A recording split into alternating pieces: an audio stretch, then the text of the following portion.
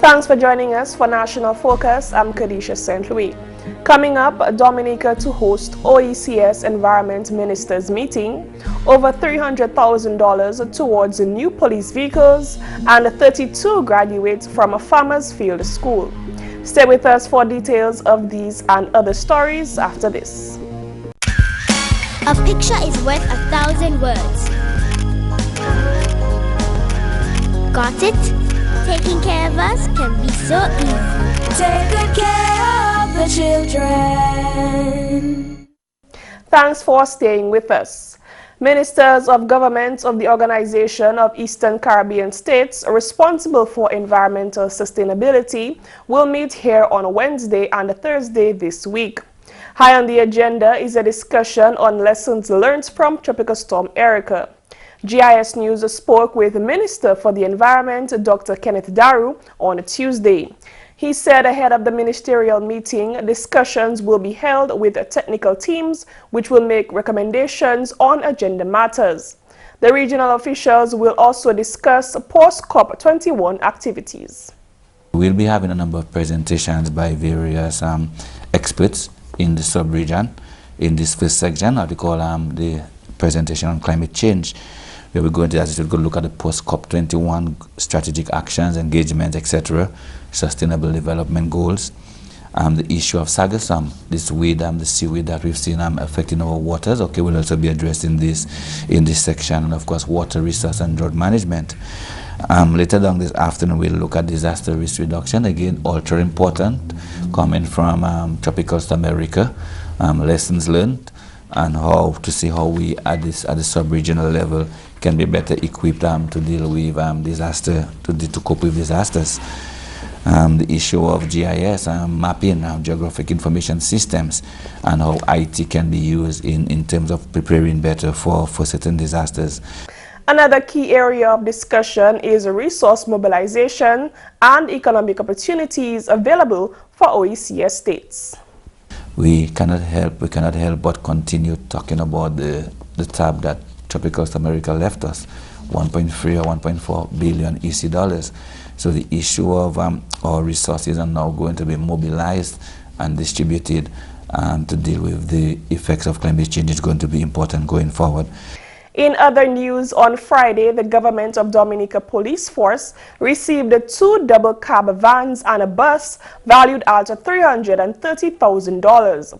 Acting Prime Minister and Honorable Minister for Justice, Immigration and National Security, Raymond Blackmore, declared that these vehicles are being made available at a very critical time for Dominica.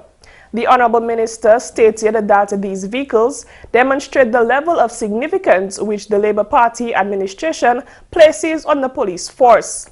He declared that the mandate of the police is to serve and protect. Ever since I became the Minister with responsibility for national security, I have been meeting with the Commissioner of Police and the heads of the various departments and divisions.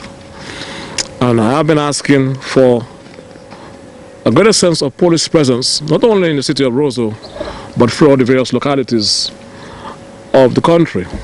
I must say that I have seen some improvement. I'm also in the city of Roseau, but there's still room for much more improvement. Superintendent of Police Coffee Williams cautioned the police officers about the use of the vehicles. The vehicles are to serve the people of the Commonwealth of Dominica. I am calling on you, the supervisors, middle management, to ensure that this is done. I am also calling on you, the supervisors and managers, to ensure that the vehicles are properly cared for and maintained at the highest level. You, the supervisors and middle management or middle managers, will be held responsible for any damage done to the vehicles, whether recklessly or otherwise. Meanwhile, the Honorable Minister Raymond Blackmore called on the heads of divisions within the police force to take charge of the officers in their command. The Honorable Minister cautioned them on their commitment to the people of Dominica. And I'm challenging you today, especially the officers, superintendents of police, with responsibilities for divisions, to show your worth. I'm challenging you to do that, because I'm not satisfied that you're putting it all into the job that you're paid to do. And the people of Dominica deserve better. The bus will be allocated to the Special Services Unit, SSU, while the 2 vans will be made available to the Roseau and Portsmouth police stations. Here on display are freshly harvested onions of high quality grown on the fields of farmers in the north and northeast. 32 farmers graduated from a farmers field school last week where they learned how to grow onions. A small ceremony held at the Portsmouth Credit Union conference room last Friday marked the end of the project which began in July 2015.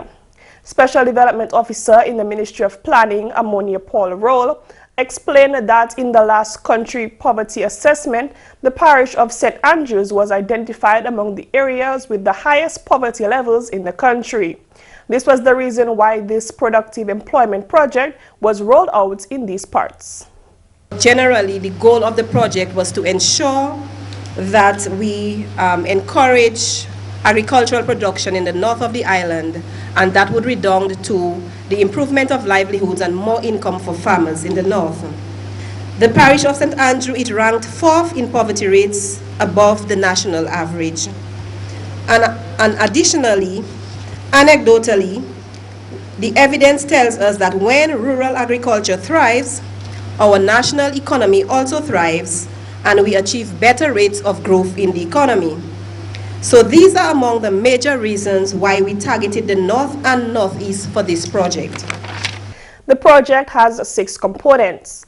Besides onion production, other aspects include ginger production, poultry farming, greenhouse building and greenhouse management, and the creation of a hydroponic production system.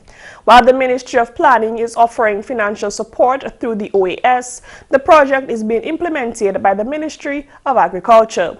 Permanent Secretary in the Ministry of Planning, Gloria Joseph, addressed the ceremony. We expect that this project will assist the beneficiaries, who are the persons sitting here before me today, in gaining advantage of newly acquired skills. That is the ability to feed your own selves. Not that you'll be eating all the onions, but the onions will be turned into cash for sales, and the cash will put food on your table. The cash will pay your bills. So we expect that you'll be able to feed yourselves and your family.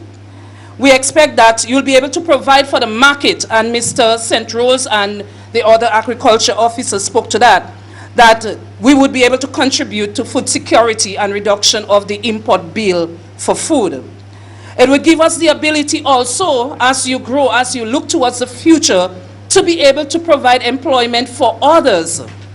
She also encouraged the participants to form cooperatives to sustain the industry.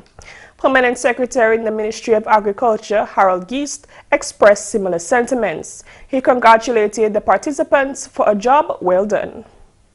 You have done a wonderful job.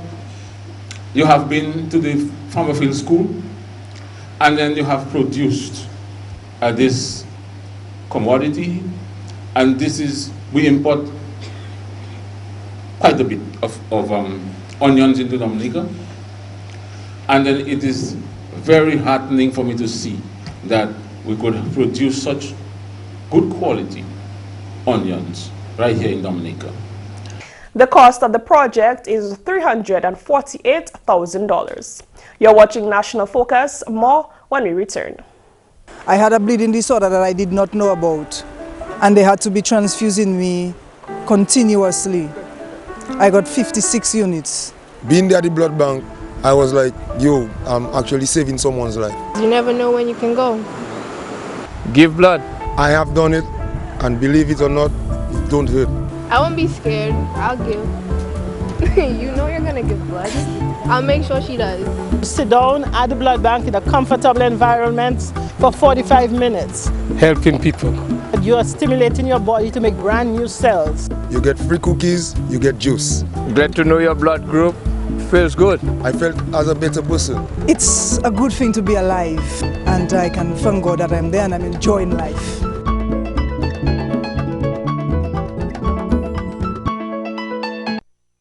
Welcome back. The Department of Local Government and Community Development celebrates its 27th anniversary under the theme, Localizing the Sustainable Development Goals. Acting Minister for Social Services, Family and Gender Affairs, Honorable Rosalind Paul, addressed the nation on Tuesday on the occasion of Local Government Month.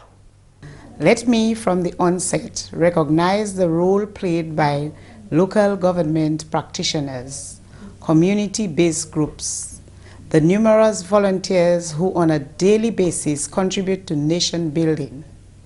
I need at this juncture to applaud the contributions made by various publics, individuals, organizations and institutions in the response and recovery efforts post-tropical storm Erika. The transition between the Millennium Development Goals and the Sustainable Development Goals 2015 to 2030 has been rather smooth for Dominica in the sense that, as a small island developing state, we achieved most of the MDGs with high ratings.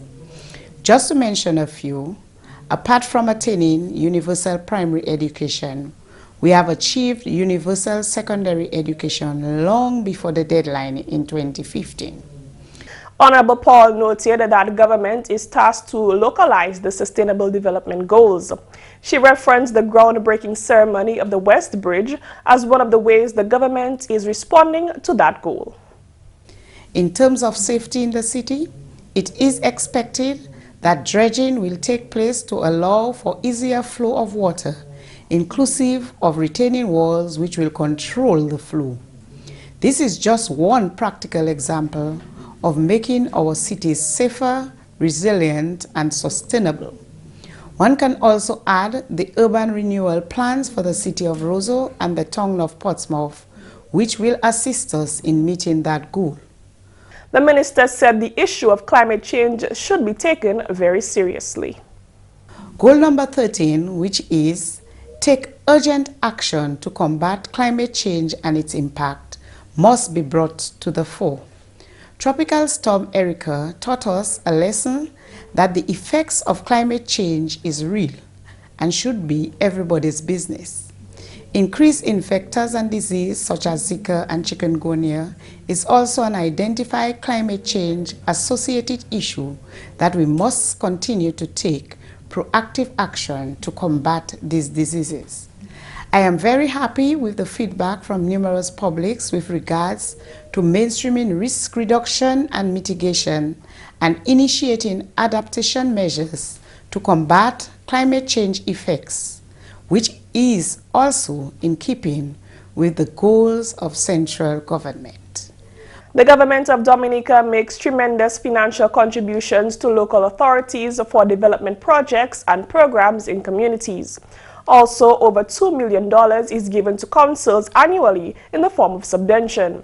The government of Dominica is committed to moving the local government reform forward. In more news, Dominica will soon boast skilled professionals within the juvenile justice sector. A 4-day risk and needs assessment workshop to enhance the effectiveness and efficiency of the Child Justice Bill ended here last Friday. The training is supported by the OECS USAID Juvenile Justice Reform Program. Magistrate Gloria Augustus gave more details. What we're doing is training persons to do it because it's part of the law. And if you're going to implement the law, then you need to have the people who can do the assessment. So it's a 4-day training to get people to understand why the assessment, how to do the assessment, and because we need to have a pool of persons to do that assessment, we have to ensure that we have trainers. So some person will go beyond this and become master trainers, so we can always train persons who are able to do the assessment in keeping with the law. A significant part of the training focused on case assessment. The reason why we're doing this workshop is because in the draft child justice bill, which we are looking at to have implemented in Dominica as our law to deal with juveniles, one of the main procedures is having an assessment done. This is not something that we do now. Because the whole reform legislation looks at rehabilitation, also looks at rights-based, and it also takes into account evidence-based. The way in which we're going to treat with juveniles under this new legislation is different from what we are doing now. So initially, any person who is arrested for any offense would have to go through that assessment process. And in this bill, there are two sort of levels. You can either go through to the formal court process, or things can happen in a process almost like pre-court. And this is because there's a sort of sifting. It's not everything that will go to court, because even presently there are lots of things that come to court that really should not come to court. The Child Justice Bill establishes a procedure for the assessment of children alleged to have committed a crime prior to appearance at an initial inquiry.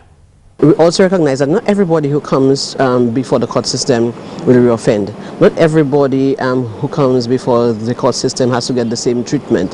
So it's really an assessment that will help you to identify the level of risk, whether that person will reoffend, what are the protective factors in that person's life, maybe that might buffer them from probably reoffending. It also allows you to look at their needs. Is there something that they rate high on that you probably need to pay attention to? So it's a sort of interview process, but then it's a structured professional judgment, and you have to take a lot of things into consideration. There are some young people who come to the court and they have mental health issues. So it's a sort of screening process that will tell you whether there's probably a need for some kind of intervention, and whether you need to refer them and so on. Stakeholders from the prison, local government and youth organizations attended last week's workshop. Magistrate Augustus hopes that this bill will be presented to Cabinet later this year. And finally, this news time, Head of Research and Consultancy with the Commonwealth Telecommunications Organization, CTO, Dr. Martin Kayobe, has identified broadband as a key on the list of objectives for the CTO. Dr. Kayobe was addressing stakeholders at a national broadband consultation recently to discuss the broadband strategy for Dominica. In the CTO's strategic plan for 2016-2020, the promotion of affordable, universal and high-quality broadband connectivity via enabling policies and regulatory measures that facilitate rapid rollout of broadband infrastructure is one of the 6 strategic goals. The CTO's head of research and consultation expressed particular interest in affordability and access within the organization, as well as cybersecurity and cybercrime. As we develop the broadband strategy, at the back of our mind, we have to think of 2 things. How do we protect the citizens? How do we protect the data that we are going to be spewing or actually sharing over these broadband services? We also look at the regulation as a point which is important. How do you create the environment so that players can be able to feel there is good competition, there is fair competition, there is equitable sharing of resources within a specific environment? Dr. Kayobe also raised the 4th item of importance for the CTO, which addresses applications and content. It is not just content per se. It is whether it is usable, whether it is useful, whether it is something that we can make use of and actually encourage people to be able to develop more content. So that's another subject that we'll talk about.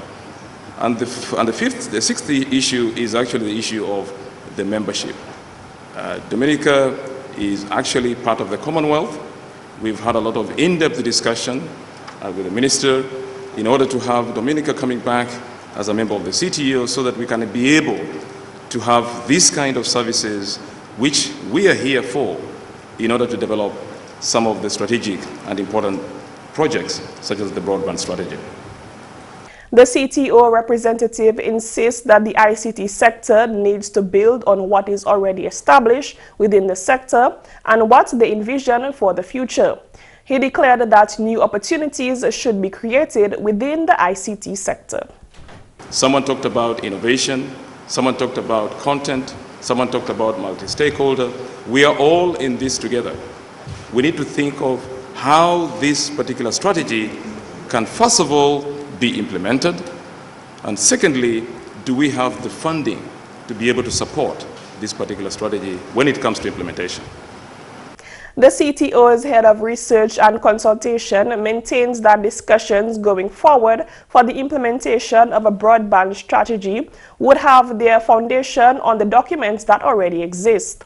The Commonwealth Telecommunications Organization, CTO, is the oldest and largest Commonwealth intergovernmental organization in the field of information and communication technologies, ICT. The CTO is fully involved in the development and use of ICTs for social and economic development. The management of the organization recognized that it must stay at the cutting edge of ICT developments in order to deliver significant benefits to its members. And that's news. McPherson St. Luce is up next with Creole Highlights. Alors tout le monde, bienvenue à cette nouvelle en créole. Non moi, c'est McPherson St. Luce. Premièrement, ministère qui a responsabilité pour environ pays OECS, que joint en Dominique semaine cela. Ministère environ Dominique Honorable Dr. Kenneth Darrow, qui représente Dominique en meeting des jours là. Dominique a host ça nous a créé troisième Council of Ministers meeting, ça c'est ministre de environ et Sustainable Development, ça c'est troisième meeting nous cani, c'est meeting ça qui a fait en collaboration en termes gouvernement Dominique avec OECS Commission. Comme ça, imaginez agenda meeting ça qu'à l'époque, c'est un meeting des jours. Parmi nous avons un meeting, ça nous a créé technical officers meeting. L'autre jour, nous avons un ministerial meeting. Ça a fait que toutes ces discussions qui fait en technical meeting, la recommandation, nous avons mené pour nos ministères. Mon quatrième meeting ça, qu'on host country là. C'est un plaisir pour welcome tout un collègue ministre moi Dominique. Comme de agenda cal bien pack nous cal discuter en low topic Agreement qui d'accord par le meeting qui était pris en place en France l'année passée que tapé attention Paris agreement Paris c'est son premier topic là nous cal discuter parce que si agreement ça nous savons que 22 avril que presque tous ces pays caribéens si agreement ça là en UN office en UN headquarters en New York.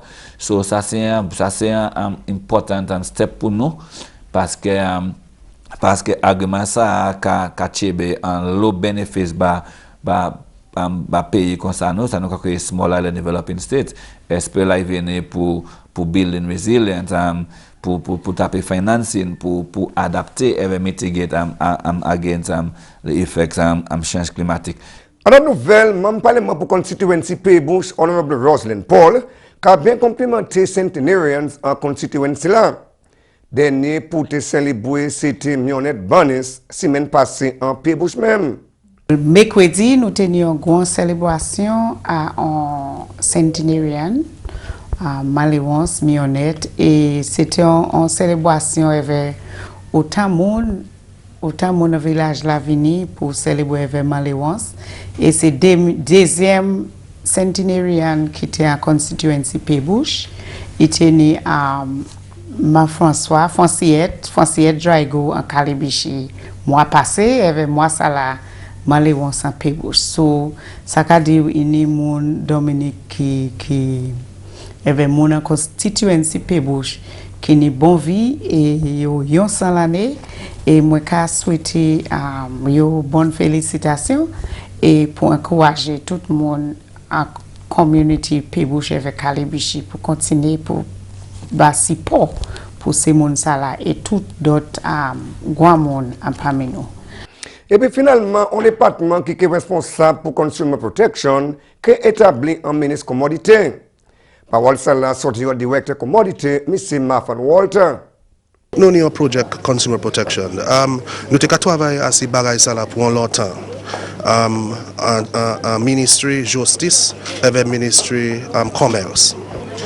Mais nous avons besoin d'argent pour nous ça mettre loi là ensemble, pour nous ça mettre framework là, avec pour framework là qu'à travailler. So nous faisons un proposal, nous bas proposal pour CDB, Caribbean Development Bank, et vous approuvé un projet ça là, plus que $200,000 pour nous ça fait manœuvre pour mettre consumer protection policy et law ensemble à la Dominique. Messieurs, mesdames, ça c'est tout pour nouvelles en créole pour à présent. Non, moi, c'est McPherson St. Luce. Au revoir. In today's tip, we'll discuss coconut oil for skincare. Coconut oil is an excellent massage oil for skincare. It acts as an effective moisturizer on all skin types, including dry skin. Coconut oil is a safe solution for preventing dryness and flaking of skin. It also delays wrinkles and sagging of skin, which normally become prominent with age. Coconut oil also helps in treating various skin problems, including psoriasis, dermatitis, eczema, and other skin infections. And that's all for this edition of National Focus. We always welcome your suggestions and comments. Drop us an email at gis@dominica.gov or DM, or visit our website news.gov.dm. Like our Facebook page, facebook.com/GIS News Dominica, and follow our Twitter at GIS Dominica. You can also catch up on past National Focus newscasts on our GIS Dominica YouTube channel. From all of us here on the GIS News Production team, I'm Kerdisha. Thanks for watching, and join us again next time on National Focus.